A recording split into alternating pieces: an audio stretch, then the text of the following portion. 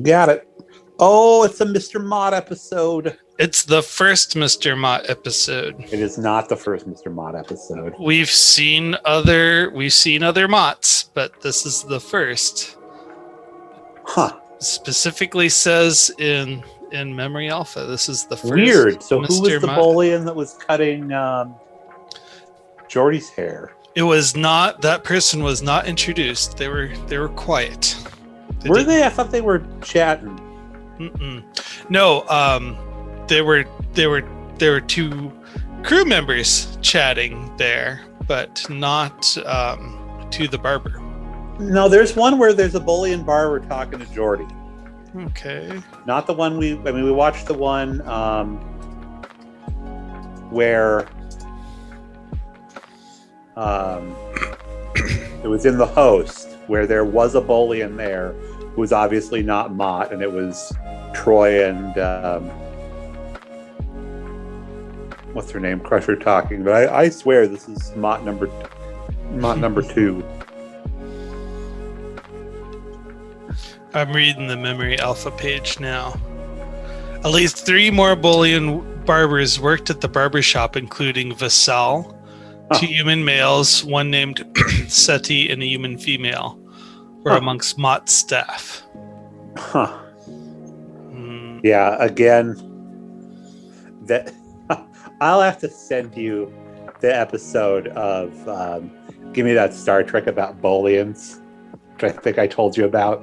Because the reason that we know anything in canon about Bolians is all punchlines to jokes on Voyager, and stuff like they don't have restroom facilities on Voyager that Bolians could use. Okay. But it's also they're this weird. They're like a shark subspecies. They have like super sharp teeth and like insane digestive systems and yeah. Yeah, everything with it. They're from a water planet, but that all comes from like Voyager jokes. Yeah, no, it does. So to answer your question, Jordy paid a visit to the barbershop to get a haircut by Vassal. Though he had only been there a week earlier. Data visited to the chief engineer at the barbershop, a rare visit, as his hair didn't require trimming, and this is on Data's day. He calls him a lunkhead. Yep, there we go. And then the Troy and Beverly had the host interaction. That is so weird. Yeah.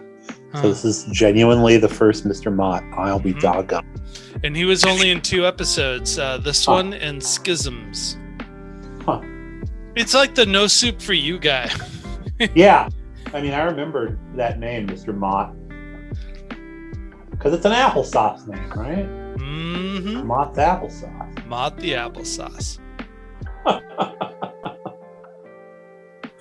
Hello and welcome to the 3rd episode of the 5th season of Next Generation's First Generation, a Star Trek Next Generation watch-along podcast, where on the 30th anniversary of each episode of Star Trek The Next Generation, Patrick Delmore, that's me, and Sascha Shouties, hello everybody, that's him, we'll do a commentary for the episode.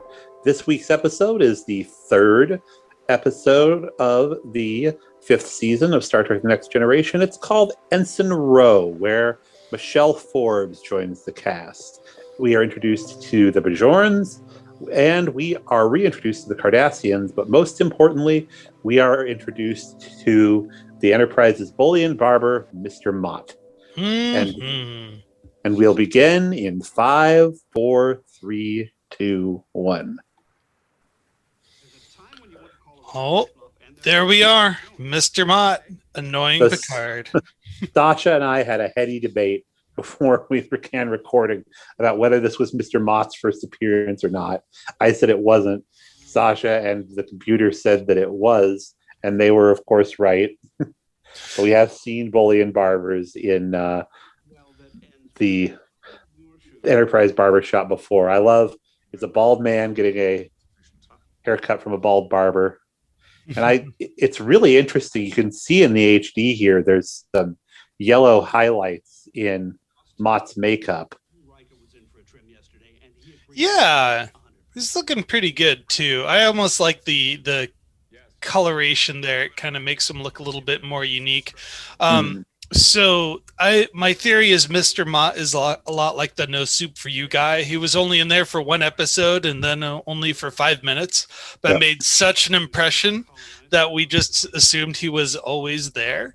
Mr. Mott is in this episode and another episode called Schisms, but he runs a full-blown barbershop with 2 other bullions and 2 male humans and a human female on their staff. And we have a number of visits to the barbershop in this season and in the previous.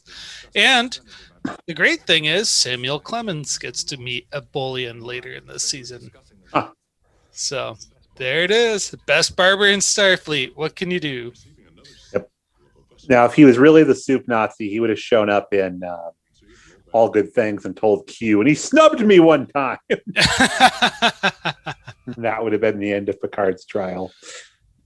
So there's been an attack on a Federation colony, and the Bajorans have claimed responsibility for it. At this time, the Bajorans were called alternately the Bajorans and the Bajorum, something that was dropped later on. But again, this is the origin of a species. Yes. So this episode came to bless us on October 7th, 1991. It should be October 7th for you right now. And guess what? You are getting ready for it. Your Halloween. You just have a couple of weeks away, and I bet you can't wait. So while you are trying to figure out how to deck out your house, listen to this episode. This was directed by Les Landau. Story was by Michael Piller and Rick Bierman. Teleplay was by Michael Piller. And this right here is, I believe, I want to say the 209th episode of Star Trek, if you're looking at all the shows in order. Oh, wow. Yeah, so they got a lot under their belt now. This show is now middle-aged. I believe that season 5, they finally figured out, what's the formula to make this show great, and really, really enjoy it so far. With the unfortunate thing of Darmok, which you probably just listened to, we are now getting into the good episodes, Ensign Ro. And what's really neat is that they bring Ensign Ro in specifically because they need a regular cast member who's going to shake things up, because everybody's a little bit too friendly. And they invited our Ensign Ro. I'm sorry, what was her name? Michelle Forbes. Michelle Forbes. They invited her in because they liked her performance in Half a Life when she was the daughter of the scientist who wanted to kill himself, if you remember. So there's a nice cut scene. Oh, there's the evil admiral. This guy. Okay, so in a COVID world, look at what this guy's doing. He's got a rag in front of his face, just wiping it everywhere. He's gonna wipe his snot on seats and stuff. He's got a Cardassian virus from meeting with a Cardassian. A liaison. Yeah. Which is like, how fun. I hope he didn't sneeze all over you. Because this guy just makes a mess. You'd have to just decontaminate this whole area, just wiping his mucus everywhere. Right. You think they'd have like a little personal force field just hovering over your face? When you sneeze, you see the force field light up with all the sputum just kind of getting annihilated as it hits. So let's talk about what the deal with the Bajorans and the Cardassians is. And obviously they were trying to, in bringing in the Bajorans, they wanted to create something akin to the state of Israel. Oh, really? Yes. Huh. They wanted to have a modern day conflict. Here we are, the Cold War is over. What is the big world conflict? Is that you had a people that were very close knit and isolationist who, in a big war, were displaced from their homes and were working to find a new homeland in a place where that home had been usurped from them. So, as we talked about in the first appearance of the Cardassians, which I believe was called The Hunted? The Wounded. The Wounded. What the deal with the Cardassians and the Federation is there was a nasty war and a treaty was signed. Nobody was defeated. They just drew and quartered everything up. And the Federation didn't really care or learn more appropriately, I should say, they did not learn properly about what the deal with the Bajorans was. Mm-hmm. They didn't really get a heavy briefing on it. Yeah, so no, not at all. They've got to learn now what the Cardassians did to the Bajorans. And if you were in the war like O'Brien was, who does not really have a heavy effect on this episode, you've got a better idea of who the Cardassians were. To Riker, they're just terrorists. Mm-hmm. Correct. Yeah, so I kind of see it in a different light where good. What has happened was the Cardassian War had kind of, well, no, let's back it up from that, because it was about 40 years ago from this episode when the Cardassians annexed Bajor. And so it's just like a Klingon occupied world. It's like, well, they're their own system, they're their own government, they're a sovereign entity. We can't really influence or judge what's going on. But obviously the Bajorans are getting so pushed around that they want their homeland back because they have nowhere else to settle and call a home.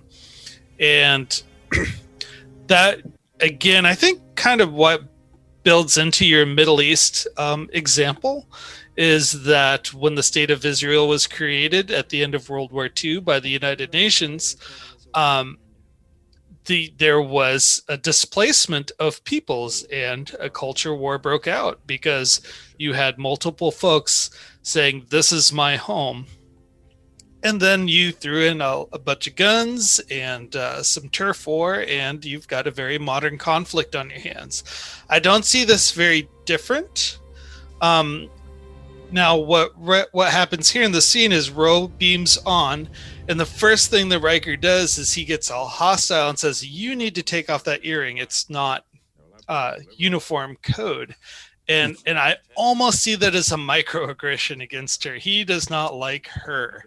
She is a terrorist. He wants to keep her in line, though Troy doesn't wear a uniform. Worf wears the Klingon sash. Yep. But this is also brought up in Voyager, where Tuvok asks one of the Bajorans to take off their earring as well. So who knows? But Riker is very deliberate in who he chooses to be angry to. And it's usually when he's trying to assert control over someone. Now, Ro, who hates people that control her, is not going to get along very well with Riker from the beginning. So apparently, now Ro had some history here on Gowron 2, I think is the name of the planet. It was an away mission where 8 or 18 people died. I want to say it's 8 people, and that she's supposedly responsible for it. Yeah, and of course everybody's got a friend who died on a mission, and they're all angry and unsure. I kind of wonder if they took this scene and used this as inspiration to build the Tom Paris intro in the series opener for Voyager, because Tom had an accident, it killed a lot of people, and then everyone in the in the 10 Ford is talking dirt about him. So possibly similar That's threat. how you do it. It's also kind of the setup for Michael Burnham in Discovery. Yeah, that's right. In 10, where she's in the mess hall with the other inmates. So here we go. Lines are being drawn. Picard is nicely in the center line. He's not taking a side other than, oh, it's unfortunate this happened to the Bajorans, but the Cardassians have their thing going on. So we're going to find out that the Bajorans have this guy that's kind of their guy they trot out for social occasions that a couple of them have met. And Ro's going to explain that, like, yeah, that's what he is. He's the popular. He's the popular dude. He is not actually good for or at anything. And please excuse me if I laugh at your excitement about meeting with him. Mm-hmm. Well, using Deep Space Nine terminology, he's a collaborator. He's a traitor. If he's working with the Cardassians, then he's not to be trusted. Oh, he's not. He's not working with the Cardassians at all. Mm-hmm. He's just the popular face of the Bajorans. Yep. Kind of reminds me of like when the U.S. government has a puppet leader. It's like, oh yeah, so and so leader of this independent country is supporting the United States, whatever. No, it's more like No? it's like when Dennis Rodman goes to meet with North Korea. It's that kind of a thing. He's like, wow, Dennis Rodman, one of your biggest basketball stars. America must respect me. There you go. All right. So she's like, go to this refugee camp and you're going to see like what a real Bajoran's like. Somebody that's like working his butt off, taking care of these refugees. He's not going to parties. Picard's like, feels like I was just here. Meanwhile, in Bronson Canyon. Yeah. But they brought a whole bunch of stuff with them now. A little shanty town. Yep. Well, thankfully, they're going to get replicators after Picard sees this. But I like we get to see the people with the hoods, which they kept. Now, there's a little bit of magic there with Ro's costume. Mm-hmm. She's able to somehow pop off the top part like it was a jacket, and her comm badge is somehow already on her bralette there. They had to do some behind the scenes work there with the costume department to make that work. There's actually some commentary about it.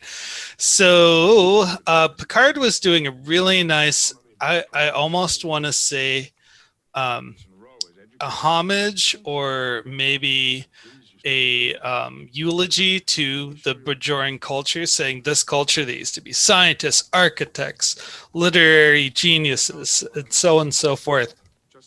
And now they've been completely destroyed by the Cardassian occupation. Mm-hmm. And they're walking through, and Picard's kind of sympathetic to the situation, but at the same time, Picard is working for the Cardassians, and I don't think he even knows it because he's just trying to find this Bajoran leader. He doesn't know that yet, because what it's going to turn out is that Ro was set up by the admiral who was set up by the Cardassians. And remember that Cardassian interests are tangentially also Federation interests. Mm-hmm. The Bajoran are just an afterthought. Yes. The Bajorans are just an afterthought. I mean, up until this point. This is legitimately the first time that anybody that matters in the Federation has seen a camp like this where Bajorans are living. There are probably, again, guys like O'Brien that fought in the Cardassian War that are very aware of this, but when they talk, it's like, well, you're bitter because you were in that war.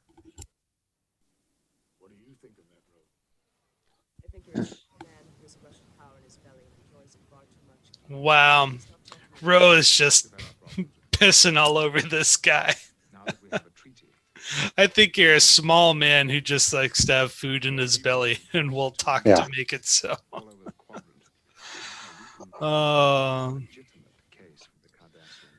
There's really not a lot that Picard can do for this guy, and he knows it. He's just like, yeah, you know, you're refugees. You're not a formal government. We're just trying to find the terrorists. And they can give them replicators, though. That's the thing, and yes. I think that's what they do. That's one of the big things that the Federation does, is that once somebody has warp technology, they're like, oh, we can give you, now that you can go to space, we can actually give you replicators and show you how they work. Determine what these people may have in the way of emergency needs and provide for them. Yes, sir. Thank you. So I've always been confused about the occupation of Bajor, to tell you the truth. It's a very fascinating concept, and I almost want to say it is a backhanded commentary on the Vietnam War, to tell you the truth. Maybe. Where you have a large occupying force that's just getting slaughtered. It's not popular. People want out, but we're trying to save face at the same time. And in a lot of the ways, I wonder if they're comparing the American military to the Cardassians. It wouldn't be totally beyond Star Trek to do that, but when I was a kid, I definitely thought that the Cardassians were supposed to be the Nazis and the Bajorans were supposed to be the Jews. Oh, that's one way to put it. I always saw the Cardassians, just like looking at the overall scope of the species and their character, they struck me as like space communists. So if like the Russians were in space, they would be them. Well, the communists are the what is it? The Romulans, I think. So Troy and the Doctor are there to greet Ro, which is a big get. And she's like, no, I don't want to do that. Now you're going to see Geordi shit talking Ro to Guinan, which is like, you should know better than to do that. And right there in the same room, that's, you know, the Doctor and the counselor came up to her almost a little too eager there. Yep. That would have thrown me off too. Like, wow, you're excited. And in the logic of the show, what could they have actually talked to her about? Right. Like, what boys do you think are cute? I mean, no. Guinan's intro is perfect. Yeah. I love how just like if you wanted to be alone, you wouldn't have come here. You come here to be amongst people. Yes. And on top of that, Guinan's really interested in troublemakers. And Guinan is always right. Guinan is able to always get outside the situation before she gets inside of it. Isn't that supposed to be beauty? Sometimes the truth can be harsh and disturbing. How is that beautiful? Yep. If you notice, her nose has a little center bisecting mark from top to bottom that slightly changes. We don't see that again. Yeah, both her and the Cardassian makeup changes a little bit as they go along. I think this is the last episode where we see the old Cardassian military uniform too that we saw in The Wounded, but they never brought back those awesome helmets. Yeah, maybe in a flashback episode or something. We haven't seen, because mostly with Cardassian ships that we saw on Deep Space Nine, they were in Cardassian space. We weren't seeing like long range warships. We were just seeing people that lived in the area. Now we're kind of BSing over a very important conversation, and the conversation is pretty important, not because of what is being said. It's that Guinan makes herself present in the circumstances. Like, I'm here, I'm a friend, whether you like it or not. And that actually comes to help move the plot along, because Ro will have a decision to make later on, and she relies on this new friendship in order to make the decision come to fruition. Indeed, she does. And now we find out she contacts the Admiral and does the supervillain. Everything is going according to plan. Exactly as you predicted, Admiral. He just needs a little kitty. Yeah, excellent. Yep, the double agent. And I think Ro Doshi's being used too. Oh, yeah. I think there was an Where agreement, which we'll learn about later. Oh, we find out she's already on the planet. They're all standing around. They should have it's a Cracker Barrel. They should have some drinks in their hands, some pretzels there on the console. Free strawberry pop, free soda crackers. Almost 6 hours ago, sir. Any activity at the meeting site? Why would this transporter chief look surprised that she beamed down 6 hours ago? I mean, he had the whole shift to just look at the logs until those people walked in. How busy was he? Did anybody beam down in the last couple shifts? I don't know. Back to Planet Hell. Scanning and looking and looking and scanning. I just love scanning for life forms. Mm-hmm. Where are you? Maintain tri-quarter security link. Mr. Wolf, you come with me. I get to go with the captain. I think this cave is the same configuration as the time-traveling season finale. Very well could be, yeah. Well, why change something if you have to? Exactly. It probably took them forever to make it. And Mm-hmm. Kiev Falor. That was the name of our administrator at the camp that we saw, the Valo 2 refugee camp. And now we're going to meet another interesting Bajoran. Dolak, I believe. No, that's the Cardassian. This one's got his throat torn out, which is why his voice sounded funny on the fake recording. But it was a fake recording. His voice is the fake recording. This is Orta, a Bajoran terrorist. It's like, we don't mess with the Federation because they got big guns. Really big guns. They could have done better. He's pretty ripped up, though, I'll have to tell you that. He is indeed. Now, all they would have to do to get goodwill from this guy is, hey, let me beam me up to the ship, talk to our doctor, we can bring back your face and voice.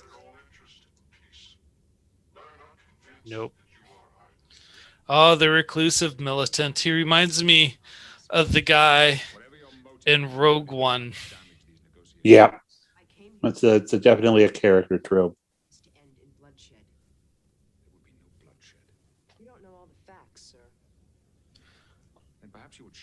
You don't tell me what I do and don't know, Ro. Yep. So this is the reveal to Picard that he is getting played. What do you mean deception? I don't know what you're talking about. What's happening? Who's doing it? Some jerk? I better not hear about him doing anything else, or he's going to get it from me. I tell you. There it is, that word again, the Bajora. Jeffrey Hanga is the name of our gentleman who plays Orta. You think he ever gets a little bit hangry? I bet he does. He's on a lot of Deep Space Nine wanted posters, by the way. Oh, that's cool. Like how Odo's always got something in his office. He's in at least, let's see, 1, 2, 3, 4, 5, 6, 7, 8. Yeah, he's in 8 episodes where it's just his wanted poster. There would need to be, I feel like, a way in and out of Picard's ready room that didn't go right through the bridge. Because, he's going to send her to her quarters in disgrace right now. And it's kind of unfair that she's got to walk across the bridge especially in a situation like this where she might be tempted to talk to Riker or one of the other, or Troy or one of the other people, and go like, well, here's what's really going on. Well, if you remember, Deep there Space is a Nine turbo. had I guess there is a turbo lift like right around the corner. kitty corner. Yeah, so that makes sense. It's the short walk and not the long walk. I thought she had to go like all the way up to the back of the bridge, but she doesn't. Hi, it's Guinan. I wanted to practice jumping onto your bed for that other episode that we're about to do. Play. That'd be funny if she just brought her like a big bowl of stew. That doesn't seem like a Guinan thing. Guinan will bring a big old bowl of introspection. Very true. He's like, I'm going to disrupt your worldview by asking you poignant questions and then telling a little story about myself. Help me with. Did anybody on the Enterprise ever think they were doing the right thing and they were doing the wrong thing, and they had to explain something to Picard, and basically here Guinan's going to be like, you know what? You got to trust Picard, because trust in Picard saved my life. And here's the deal. They had to write this episode in such a way that first he was too mad to talk to you, because honestly, even if I hadn't, back there, if he had let you talk, he would have investigated it. But this time I'll make him listen. Well, I believe that she actually comes to No, she doesn't come to him. Ro just drops the name, and that's what earns Picard's trust. Yeah.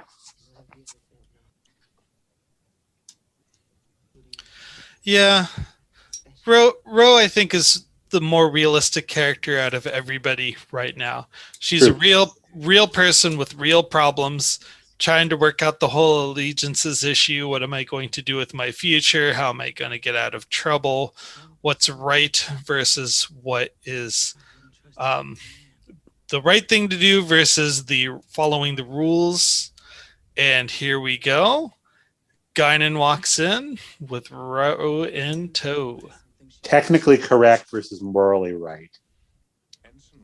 That's what she has to contend with.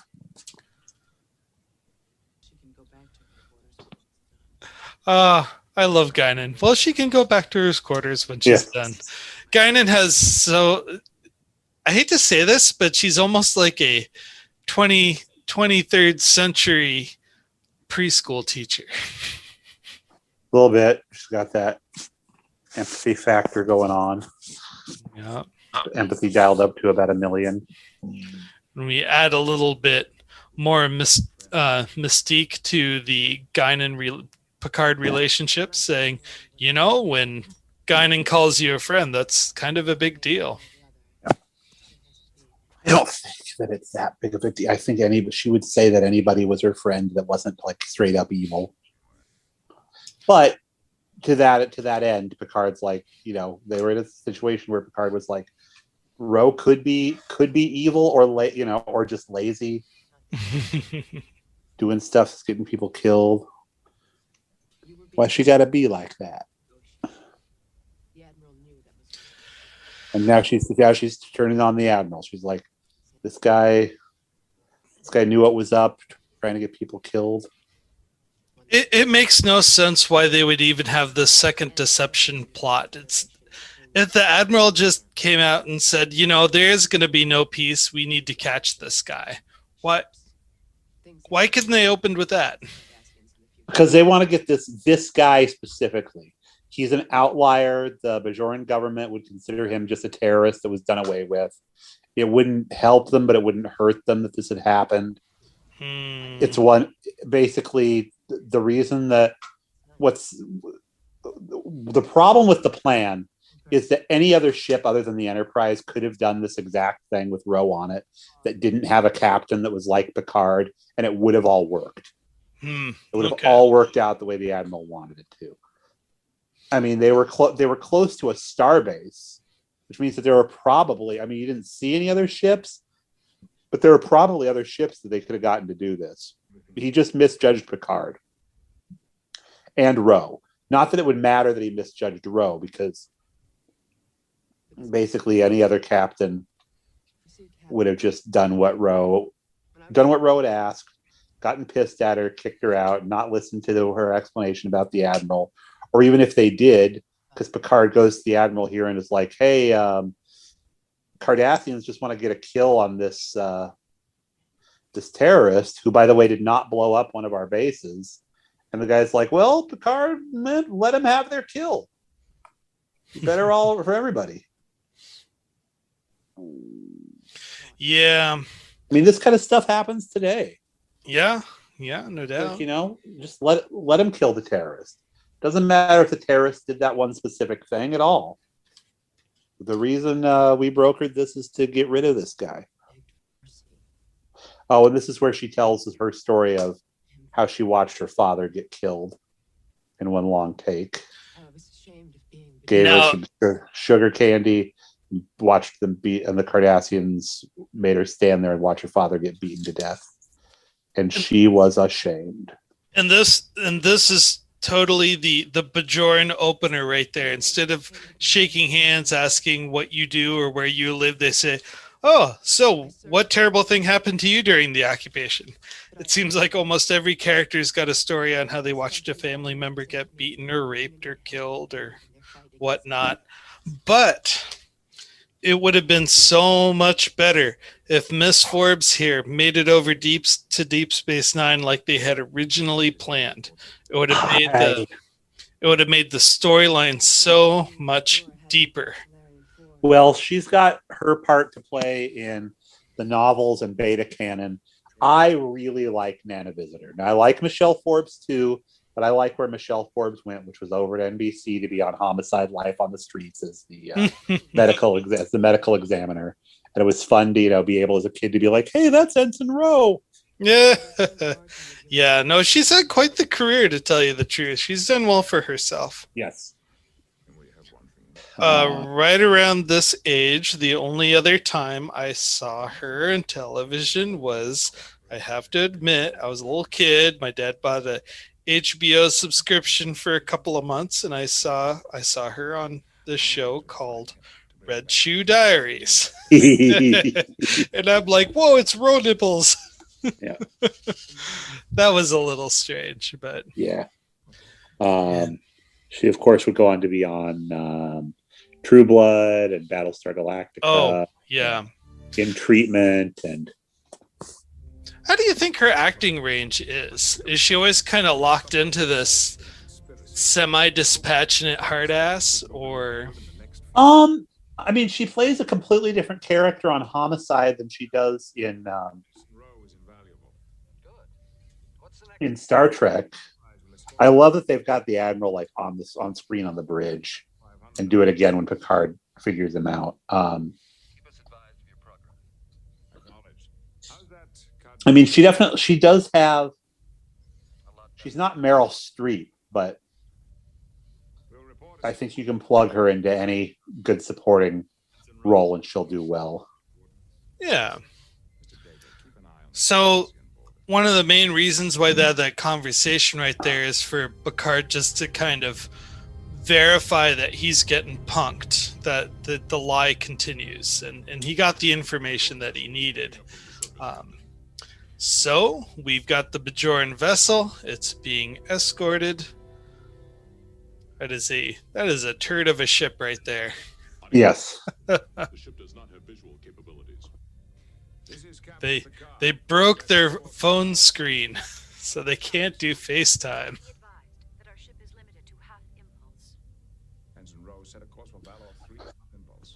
How long will it take to get there half impulse, Mr. Worf? 9 years.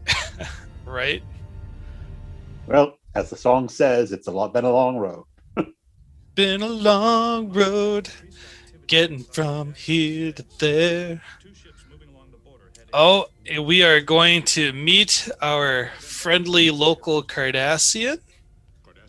I ran across his name a little earlier. Friendly my eye. Mr. Dolak. He a spooky fellow. Yep. Now Dolak is on a wanted poster too, if you can believe it.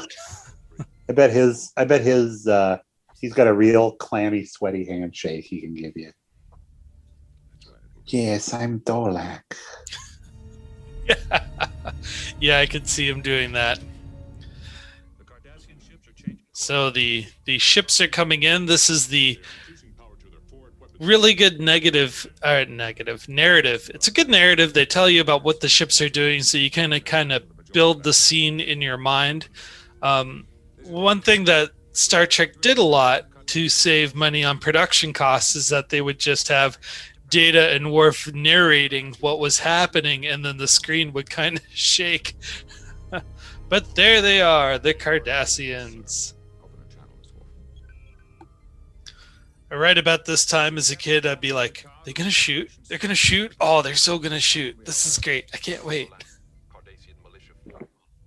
Makes me think of National Lampoon's European Vacation. Is he gonna pork her, Dad?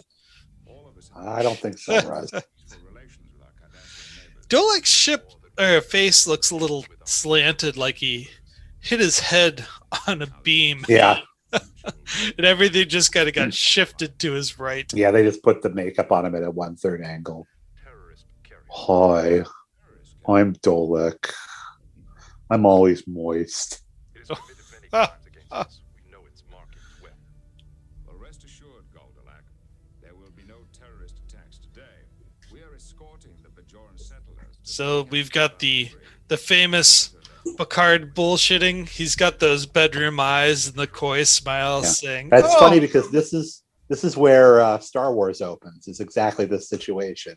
Jurisdiction here. You have no It's a jurisdiction. mercy. Yeah, it's a mercy mission. Withdraw. What do you intend to do with the Bajoran vessel? We intend to destroy it. It'd be funny if there was a That puts me in a difficult position. I promise to escort. Bajoran R2 and C3PO. Mhm. So the Cardassian people, if Oh, we do not that would be Data and another computer Sorry to offend you, Goldelak. jump into an escape pod. we are prepared to take any steps necessary. This is a little unnecessarily Cardassian here. Or not unnecessarily, it's uncharacteristic. Usually they have a little bit more coy play, saying, oh, well, what will we do with the ship when you leave? We'll make sure it gets to where it needs to go, and we'll take care of them as exactly as how we think they need to be taken care of. Like, they don't just go out and say, oh, we're going to kill him. Well, he doesn't need to because he's already got it set up with the Admiral. I love Picard is this is all fake. His like gestures and everything. Well, gosh, Admiral, I'm in such a pickle. I don't know what to do. The important thing is, what do we do now? Do you have any suggestions, Admiral? Well, the Admiral wants the ship destroyed. Yes. Sir, I think the way to protect I still say the Admiral did nothing wrong. If that's your call, I'll support it. No. I'm not willing to give them. How do you think he did nothing wrong? Well, his He faked motives. he faked a terrorist attack on Starfleet. Yeah. Well, no, we don't know who attacked the base in Starfleet. During Yes, the- we yeah. do. Yes, we do. Was Who? the Admiral working collusion with the Cardassians? What? No. Yes. I missed that line. Yes. Hmm. Bajoran terrorists. I thought it was the whole time the Cardassians just needed a gullible admiral to take out their garbage, more or less. No. They faked In fact, an attack. They Oh. colluded to do that. Yeah. Cardassians can move in and destroy him. There's the Picard I think you've lost. poker play. Hey, I'm calling you out. Here's what's going on. You know, it would have been better if you'd been. You know, a lot of the brass here think you've lost your perspective, Captain. You know, participating in that Klingon Civil War where we totally supported you. You know, all that shit. Ensign Ro, Anyway, people are talking. 102, 1/4 impulse. I see. So, what the audience doesn't know is the ship is being remotely controlled. Yes. But Picard, he moves away, and the Cardassian ships move in for the kill, The Cardassians are moving toward the Bajoran vessel, Captain. and they're about to get killed. There indeed. kind of cool. Look, they're firing weapons. Zap, zap. It's all good. Kaboom! Her. Destroyed. Give me that, Admiral. Oh, look at Ro trying to hide a smile. That was a good shot there. Right? And you're ready, Ro? No. No. We're gonna talk to him here. I want everybody to see, even if they aren't on senior staff, like Ro. Cardassians have destroyed the Bajoran ship, Admiral. Oh, darn. Hands lost. No, sir. No hands lost. No, sir. No one was on board. What are you talking? Controlled from the ground. Communication was handled through a subspace relay. Yeah, so Picard set him up. Actually, no. And it was Ensign Ro's idea to expose you. Yeah, we got you. Damn it. Why in the hell would you want to protect them? Admiral, I am more concerned with protecting the... And this right here, Picard's going to say something that dismantles this entire episode. The Bajorans did not... They have ships that can't even leave the solar system. How do you think they were responsible for the attack? Admiral, all the ships are old and obsolete. You think they'd also have, like identifying sensor data from the attack to find out, what ships were used? Eventually, but by that point, nobody might care. That's Yeah, the liaison. true. Investigation was probably going on at that time, or he could have just, or that admiral could have just said, "No investigation. We know who did it. It was the Bajorans." Yep. They were hoping I love how they're more angry about the admiral than the Cardassians staging this attack on a Federation base. It's like you're missing the larger point. It's like, what if one of our military bases were attacked and we didn't really pay too much attention to who really did it, but we're angry at the bureaucrat who I'm not went on the wrong trail to catch the guy? You mean like what happened to Hillary Clinton? Yeah. Oh, in Benghazi? Yeah. Ouch. Too close to home, man. Indeed. So they're having their joke about, hey, that guy's gonna be hot in his prison cell in hell. Perhaps I should arrange for some other. And he's like, so be happy to have you. He brings some recruited for one. some male fans to the show, some female fans. Arrange it. It'll be really fun. Remaining. Moms will like you, sons will like you, sisters that are into punk music will like you. Hmm. You may eventually become one of the most popular Star Trek characters ever. Do it. Popular. Do Popular it. is a strong word, sir. You're right. I don't think so. They'll write a lot of novels about you. She's well liked. No disqualification Yeah. that could be harnessed. So this is the recruitment speech that Picard makes. So Picard has Great deal to learn from Star a pattern I always thought Star of recruiting incredibly emotionally vulnerable yet powerfully loyal people to his side. Mhm. I think that's all he does. Yeah. Hey, I noticed you got some problems. Come ride with me. I'll help you out.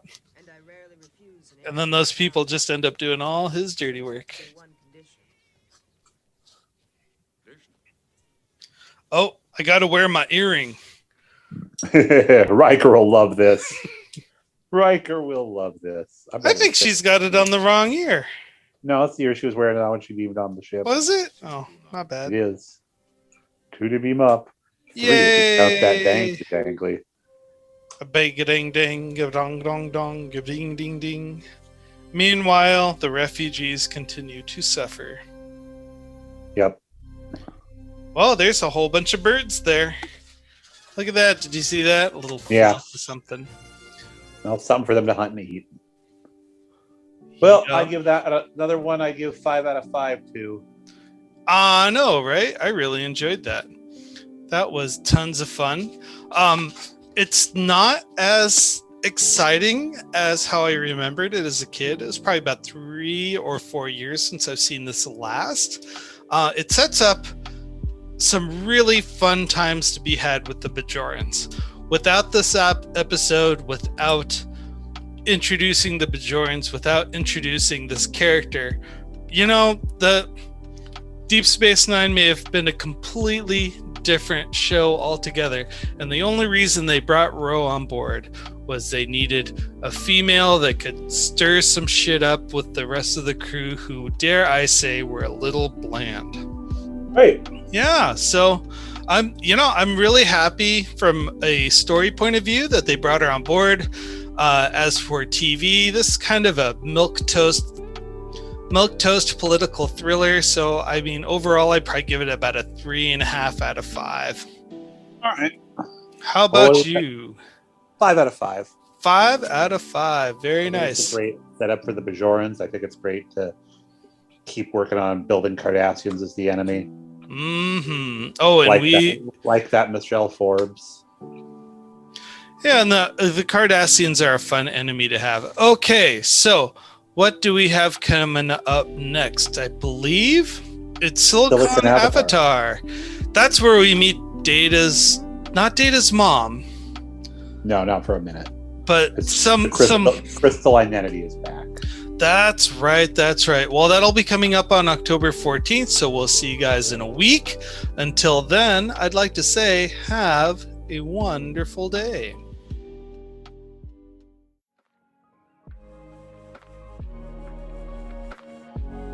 Music provided by LoFiGirl.com. Artists include Tenno, Daydreaming, BVG and Mondberg, Insomnia, WYS, Snowman, Bcalm and Banks, Because. Episode cover art created by Matthew Kirshner. Podcast logo and main cover art provided by David Clawwitter.